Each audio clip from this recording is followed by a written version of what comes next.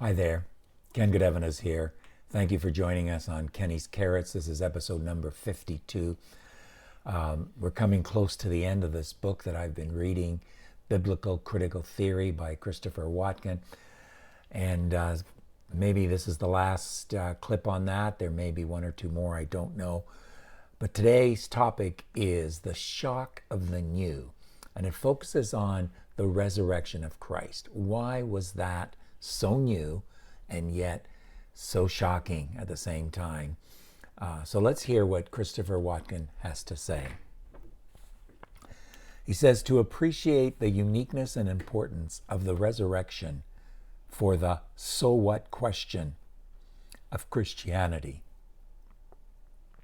we need to understand the meaning given to this event in the scriptures, and we need to distinguish it from similar but incompatible ideas. First, the resurrection is not merely a historical event. It is inadequate simply to describe the resurrection as a fact of history. Christ was indeed raised from the dead at a particular location outside Jerusalem on a particular calendar day of the year. But that does not begin to account for the meaning with which the biblical record invests this event. If we had been able to video the events 3 days after Christ's crucifixion, we would be precious little nearer to understanding their significance. Christ might conceivably have risen from the dead for reasons that have nothing to do with the resurrection being a figure that rhythms and patterns the life and reality of Christians. Second, the resurrection is not merely an abstract sign pointing beyond itself to hope, to God's power, or to new life.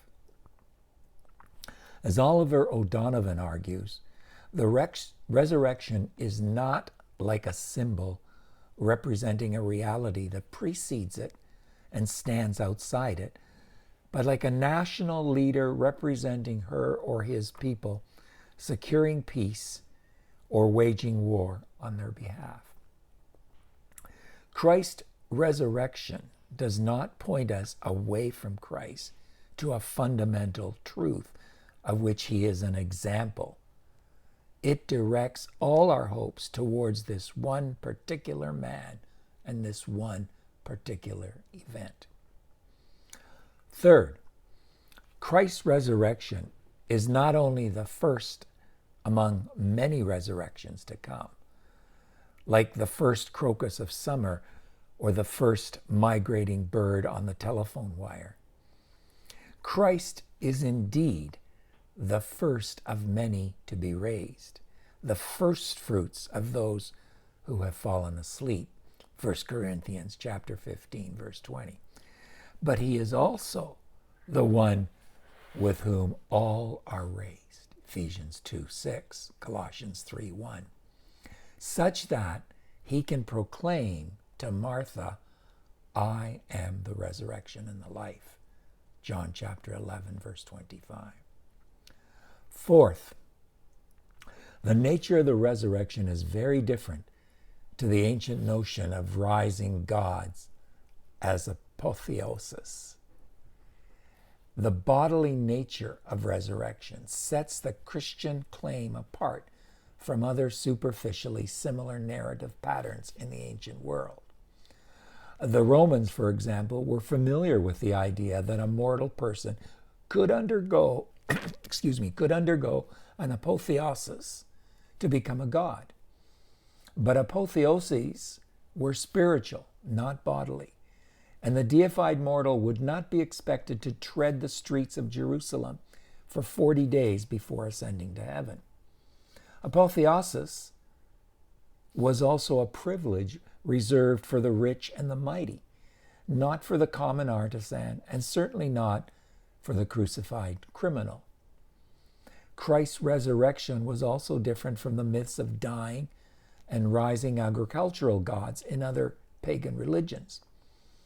N.T. Wright, author of the 740-page The Resurrection of the Son of God, insists that, quote, even supposing Jesus' very Jewish followers knew any traditions like those pagan ones, nobody in those religions ever supposed it actually happened to individual humans.